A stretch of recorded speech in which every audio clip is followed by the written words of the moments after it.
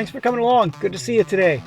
We do have a brand new drone that I'm going to go through today, and it is a CFly Mini 2. Now, we did do the CFly 1 before. It was a pretty good drone for the price, so I'm really excited to try this one out because if it's a 2.0 model, hopefully it's way better than the 1.0, but let's just give it a try. Now, the specs are better in some areas and worse in others than the Mini 1. For instance, they both have the 3-axis gimbal. They're under 250 grams, brushless motors, SD card storage, you know, all the things that we like.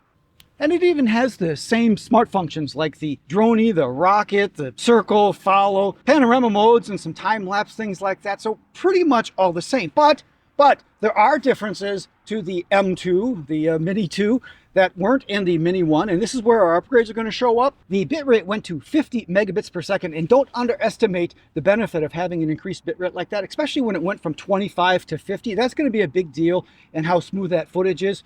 And of course, it also has increased resolution. The camera is a big deal on this one. It has 4K 30. The other one said it had 4K, but we found that it really didn't when we checked into the files. It was only 2.7. So hopefully this one is actually a real 4K. The M1 had a 1.8 mile range of 3 kilometers. Now the M2 has a 3 mile range, which is 5 kilometers, which is a nice increase in the distance as well. It's also supposed to have an increased battery life to 32 minutes, where the M1 was 26. Of course, so we'll double check that and see where it is. We'll put it on the screen when we're done. So let's just set up, take it for a flight, and then you can judge for yourself. And boy, I might have underestimated how cold it is out here. I might have to make this quick. Good thing we only have one battery in this case because boy, it's a little bit chilly. Now, one good thing is that this drone does not use Wi-Fi. It uses this cable to connect, so that's what's going to give us that increased range. And that also helps because I put my phone in airplane mode all the time so I don't get some goofy interference or anything like that. Now, I did have some problems connecting to this drone initially, and it's kind of a quirky thing. And what I ended up doing, I'm supposed to turn the remote on here. So we'll get the remote turned on, and it has a little red light here on the side. Gonna start up the app as well so that is going. And that is the CFly 2 app. If we go ahead and we turn the drone on here, and then we'll wait for the drone to connect to the remote. And we know that it does that because on the remote, there's a red little light here. And on the back of the drone, there is a blue light here. When it connects, you hear that beep. The light on the remote turned green. The light on the back of the drone turned green as well. But we still do not have a connection to our app. So the only way that I found to do this, and I've tried all the different sequences, so if you're going to try to yell at me and say I didn't turn the drone on first, the remote on first, or I didn't do this, or stand in my head, or spin in a circle, whatever it is, I've tried so many combinations. The only thing that I found that works is you have to disconnect the cable from your device once you're this far, reconnect it to the device again, and then it will say connected. It will find it, you do okay. It says connected, there it is. Now we can do start flying and the app will now show up. So not a big deal if you know that, but if you're waiting for things to connect, that is a frustrating bug to be sure. So all the settings right now are in auto and we're just gonna see what that's like. So we're gonna go ahead and do a few little flights around here, see what it looks like. So we can start this from the app here and start, or we can put the sticks down and out and start as well. You're not supposed to have to calibrate this, and we're not going to do it because it didn't ask me for it. So let's take off, see what it does. The return point has been refreshed. Attention to the function of the return point. Take off. Okay, so not too bad. We are getting a little bit of rocking kind of back and forth, but overall, not bad. Not bad here.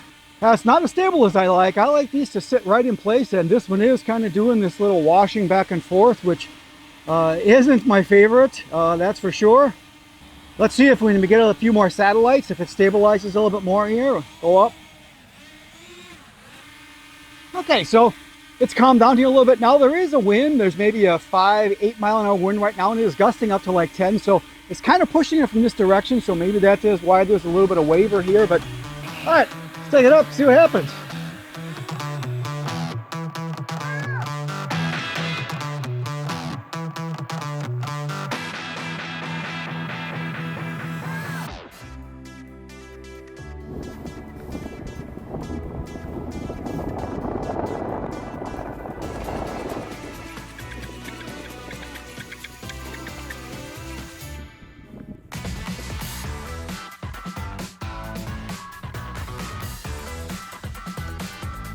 All right, let's go around this little pond here just to give us a good kind of consistent frame of reference. And honestly, it looks pretty good from what I see here. The exposure looks pretty good. The colors don't look too bad. I don't see anything that's really out of the ordinary here. And I will try to do a manual orbit. It's always nice to do that manual orbit just to see how the controls of the sticks are and such. So let's go ahead and try that. It's looking pretty good so far. I don't see anything that's scaring me. You tell me in the comments, what does this video look like, of course, with this manual orbit. We'll do a orbit using the quick shots here in just a minute. So once we do this manual orbit, but the controls of the sticks here seem pretty fair, pretty much like the Mini 1. It was a good flyer. So one thing that's always really important to do as well is check the gimbal tilt on this, the horizon tilt. It does look pretty nice. I don't see anything obvious. Again, you let me know what you see in the comments, but spinning back and forth, I don't see anything obvious here. Looks pretty fair to me. All right, so let's do a quick little quick shot here. Let's do a circle. And let's do the circle. Next, let's just put it right here on the pad. All right, looks good to me here. Let's go ahead and do start. All right, looks not too bad here. It's going around. It's maybe just a little bit chunky in the FPV here. I'm not sure if you can see that or not, but it seems like it's doing a little bit of waver here. But it's also not keeping me in the center here either. But I mean, it is going around, but it doesn't seem like it's keeping me in perfect center, but it is going around. Again, for a budget drone, it's doing the circle, that's for sure. So everybody usually wants to do the follow mode as well. And there's two types of follow modes on this. Let's first do our regular GPS follow. And there we can record. All right, so we're recording. There it says we're following. Let's just see what it does, see if it actually follows us.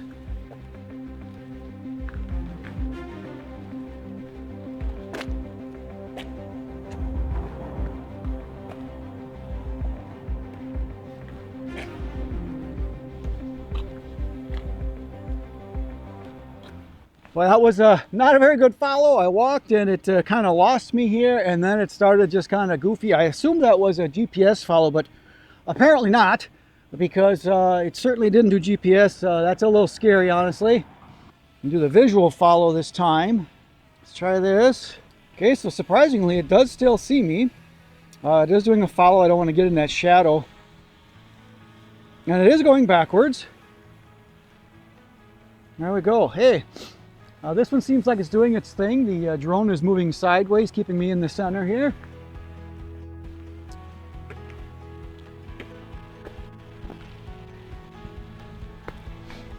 So this is doing a pretty good job. Not bad, not bad.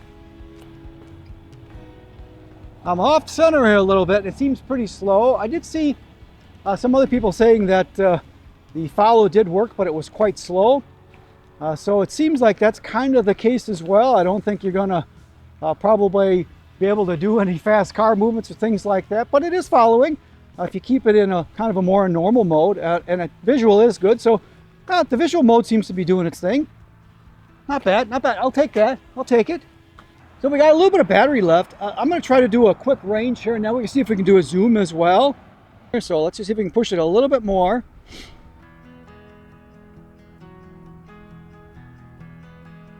Not bad. I mean, so we're like at 1,500 feet or so, so that's pretty fair for a budget drone to get out there and still have good FPV.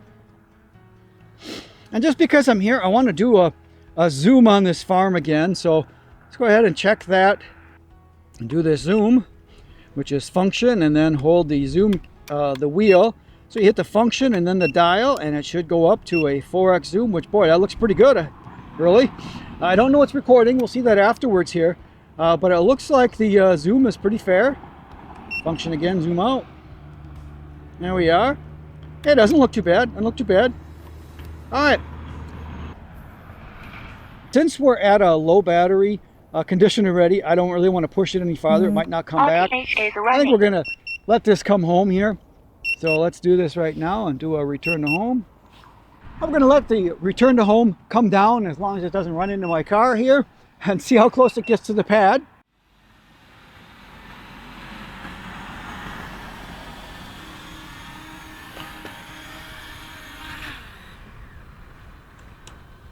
All right, so here's the drone, and the pad is over there about, I'd say about 8 feet off the pad, and I'll walk over there in a second. but really wasn't too horrible from the landing. Again, for a budget drone, it's not too bad.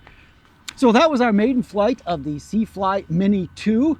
Didn't seem overall too bad, but of course I'll go through that footage here in just a minute, and we'll go into the studio and kind of go through what the footage looks like, likes, dislikes, what comes in the box, all that stuff. But of course, before we do that, take a second if you found anything of use so far. I'm freezing out here. Do me a solid, just click that like. It really does help us small creators out. So with that, let's head to the studio and warm up. So welcome back to the studio. It's good to see you. Let's go through a few of the things that I think they got right and a few things I think they could do a little bit better. First, the controllability is good. You move the sticks, there's no lag. It's just a great flyer. Next, it does have a longer flight distance, and we took it out to visual line of sight and didn't have any breakup in our FPV. Now we know we never get near what they say the range is supposed to be. However, for our uses, it worked just fine. Next, the gimbal stability seemed pretty decent. We didn't have any horizon tilt, didn't have any jello or anything goofy like that that was really bad for a budget level of drone, so pretty decent. Next, the video is okay. It is a 4K 30 video. It's not like the 2.7K 15 they had last time. So they did increase that. It's pretty good. I think there'll still be a struggle when it's low light because the sensor is just a little bit too small. But again, for a budget drone, the 4K 30, not too bad. Next, the battery life is pretty decent at 26 minutes from the time we got the low battery warning to the time we actually landed. And we still had 18% battery left from there. So if you wanted to fly a little more and maybe take it down to 5%, I could see you getting 29, 30 minutes out of this battery, no problem. That's pretty good for a budget level drone. And of course, nothing is perfect. And there are some things I think they could do better. And first is the hover stability. It's not terrible, but with a little bit of wind, it seemed to kind of rock back and forth. I'd sure like to see it have a little bit better precision control. But again, not bad, but I think they could do better. Next, the follow modes need some work.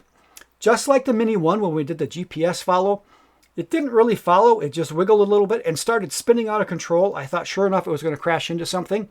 And the visual active track did actually follow, but it was a little bit slow. Next, the quick shot of the circle mode or the orbit, it looked really jerky and it didn't really keep me in the center. Now, the manual orbit that I did, I thought looked really good. There wasn't anything like that, so I'm pretty sure the hardware is capable of a good smooth movement. However, obviously the software or firmware needs some work. Next, the battery takes about 5 hours to charge. Now, that is just way too long. If you've got a single battery and you go out and fly for 20-25 minutes and then you want to charge the battery, you're pretty much done for the day. Now, lastly, this isn't something specifically that we saw during our flight test, but something that I wanted to mention is that I'm questioning the support that you would get if you would purchase the drone and have an issue. Now, I did buy this from Banggood, and I did work with them on a few other things, and they were responsive. They did send some emails back and forth. However, when I went to CFly, I emailed them, and there was no response. I went on their website, and they have a service section, and the service section is blank. When I went to their Facebook page was blank as well and just looked abandoned. So this does not give me a warm and fuzzy that if you ever have a problem beyond the warranty period where Banggood may give you a replacement, but if you need support or service, I'm just not sure if CFly is going to offer it.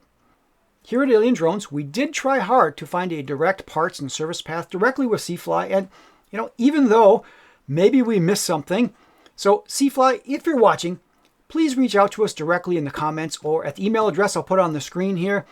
And if I'm missing something and there's some avenue for support, parts, and service, I will put this information in the comments and in the description. I will remove this section completely from the video. So if you're seeing this comment about questionable support, still stands. So let's talk about what comes in the kit that I flew today. Now, I only have the one battery package, which comes with the drone, the remote, the case, one extra set of props, as I mentioned, the one battery and the connection cables. The price for this drone with the single battery is $239, and really I think that's not a bad value for what you get in a beginner drone. I bought this myself from Banggood, and it showed up in about 2 weeks, and I'll leave a link in the description so that you can go check that out further if you'd like. And Banggood was nice enough to send along a discount code, which of course I'll put up here and in the description as well, which may give you a better price. It kind of depends upon the current price. It kind of gives you a discount from some value. You might get a lot off, you might not, it depends, but go ahead and try it and see if you can get it even cheaper. There's also a 2-battery option that I would absolutely consider, knowing that it takes 5 hours to charge a battery. And that's for $279 before any discounts, which isn't too bad. For that $279, or if you can even get it cheaper, that's a better price overall than the Atom 3-axis or the DJI Mini 2 SE, both of which I think are more polished drones with better apps and better support, but they will cost you more too, of course. So if price is absolutely crucial for you and you can't spend any more than that $260, $270, then I think this will be a good low-cost alternative to get you into the hobby.